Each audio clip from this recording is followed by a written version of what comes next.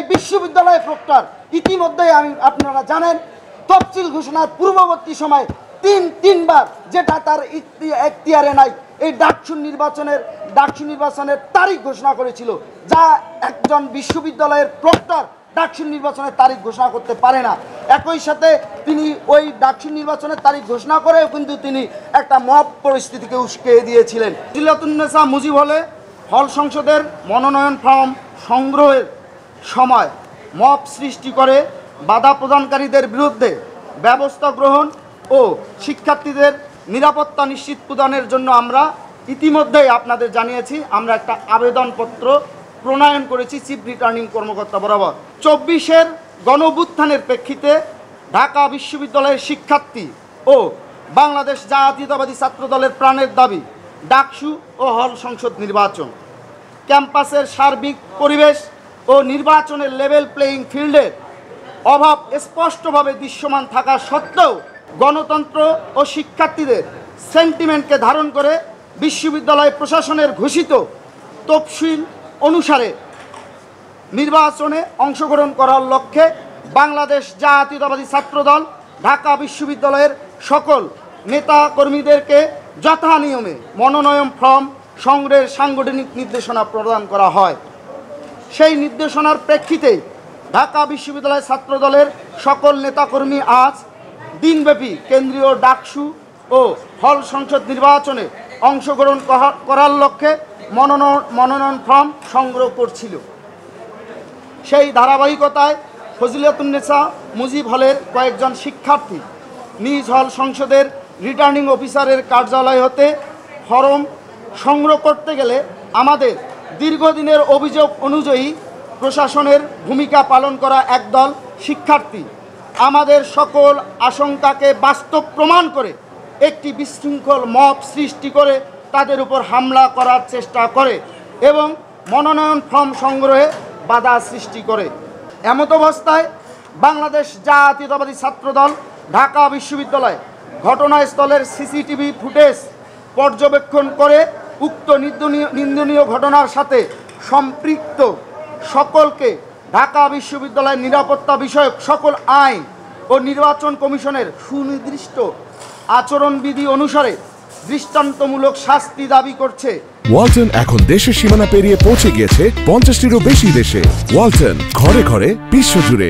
ডাকসুর যেদিন তফসিল ঘোষণা হয়, আমরা এই প্রশাসনের বিভিন্ন ব্যর্থতা থাকা সত্ত্বেও আমরা কিন্তু তাদের স্বাগত জানিয়েছিলাম এই লক্ষ্যে যে যেহেতু ডাকসু নির্বাচনের তফসিল ঘোষণা হয়েছে, এই প্রশাসন হয়তোবা অতীতের সকল ব্যর্থতা নিবারণ করে তারা সফলতার দান প্রান্তে যাওয়ার জন্য সবিনয়ের চেষ্টা করবে। কিন্তু আপনারা জানেন ডাকসু নির্বাচনের তফসিল ঘোষণার পর আমরা ডাকসুকে অধিকতর ফলপ্রসূ করার জন্য আমরা বাংলাদেশ জাতীয়তাবাদী ছাত্রদল একই সাথে ডাকসুর তফসিল ঘোষণার পরপরেই আমরা আমাদের সাংগঠনিক গতিশীলতা বৃদ্ধি এবং ডাকসুর প্রচার প্রচারণা যাতে আমরা উদ্দীপনা নিয়ে করতে পারি, আমরা হল সমূহের কমিটি দিয়েছিলাম বাংলাদেশ জাতীয়তাবাদী ছাত্রদলের। সেই হল সমূহের কমিটিকে ঘোষণাকে কেন্দ্র করেই কিন্তু গভীর রাতে একটি মব তৈরি করা হয়েছিল। এই মবকে কেন্দ্র করে যখন একটা উদ্দেশ্য প্রণোদিত গোষ্ঠী এই মবকে কেন্দ্র করে যখন বাংলাদেশের সর্বোচ্চ বিদ্যাপীঠের ক্যাম্পাসকে একটি বিরাজনীতিকরণের দিকে এগিয়ে নিয়ে যাচ্ছিল, তখনই বিশ্ববিদ্যালয়ের দুজন দায়িত্বশীল ব্যক্তি মাননীয় ভিসি মহোদয় জনাব নিয়াজ আহমেদ খান, মাননীয় প্রভিসি মহোদয় এবং মাননীয় প্রক্টর মহোদয় এবং মাননীয় প্রভিসি ম্যাম ওখানে উপস্থিত ছিলেন। কিন্তু উদ্ভূত পরিস্থিতি হয়তোবা মোকাবেলা করার জন্য মাননীয় ভিসি মহোদয় সেখানে কথা বলতে যান এবং কথা বলতে যাওয়ার সময় ওই উচ্ছৃঙ্খল শিক্ষার্থীদের একটি অংশ মাননীয় ভিসি মহোদয়ের সাথে অত্যন্ত উচ্ছৃঙ্খলতার সহিত উচ্চ বাক্যে কথা বলেছে, সেটারও আমরা নিন্দা জানাচ্ছি।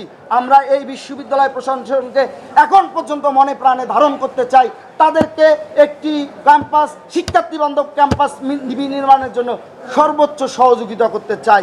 কিন্তু আমরা দেখলাম এই ডাকসুকে কেন্দ্র করে এই বিশ্ববিদ্যালয় প্রক্টর ইতিমধ্যেই আপনারা জানেন তফসিল ঘোষণার পূর্ববর্তী সময় তিনবার যেটা তার এখতিয়ারে নাই এই ডাকসু নির্বাচনের তারিখ ঘোষণা করেছিল, যা একজন বিশ্ববিদ্যালয়ের প্রক্টর ডাকসু নির্বাচনের তারিখ ঘোষণা করতে পারে না। একই সাথে তিনি ওই ডাকসু নির্বাচনের তারিখ ঘোষণা করেও কিন্তু তিনি একটা মব পরিস্থিতিকে উস্কে দিয়েছিলেন। যখন মাননীয় ভিসি বিশ্ববিদ্যালয়ের সর্বোচ্চ অভিভাবক ওই রকম একটা পরিস্থিতিকে থামাতে পারেনি, আগ বাড়িয়ে এই প্রক্টর ওইখানে হ্যান্ড মাইকটি হাতে নিয়ে একটি অসাংগঠনিক অদক্ষ আচরণ করে বা অদক্ষতার সহিত একটি ঘোষণা দিয়ে বসলো যে বিশ্ববিদ্যালয়ের হল সমূহে ছাত্র রাজনীতি থাকবে না, যেটা তার ইখতিয়ারে নাই, আইনেও তাই বলে, তিনি ওটা বলতে পারেন না, তিনি বলেছেন। এবং সেই পরিস্থিতিকে কেন্দ্র করে কিন্তু এই বিশ্ববিদ্যালয় প্রশাসন আবার শিক্ষার্থীদের মধ্যে, যেখানে আমরা বাংলাদেশ জাতীয়তাবাদী ছাত্রদল সবসময় বলে এসেছি যারা প্রকৃত সাধারণ শিক্ষার্থী তাদের যাতে ক্যারিয়ার গঠনের পরিবেশ নিশ্চিত করা হয়, সে ব্যাপারে বাংলাদেশ জাতীয়তাবাদী ছাত্রদল সবচেয়ে ইতিবাচক ভূমিকা পালন করবে। একই সাথে যারা আমরা রাজনীতি করি তারা যাতে ইতিবাচক রাজনীতি এবং রাজনীতিতে যে গুণগত মানের পরিবর্তনের কথা বলি, সেই গুণগত পরিবর্তনের মানকে মাথায় রেখে আমরা রাজনীতি করতে চাই।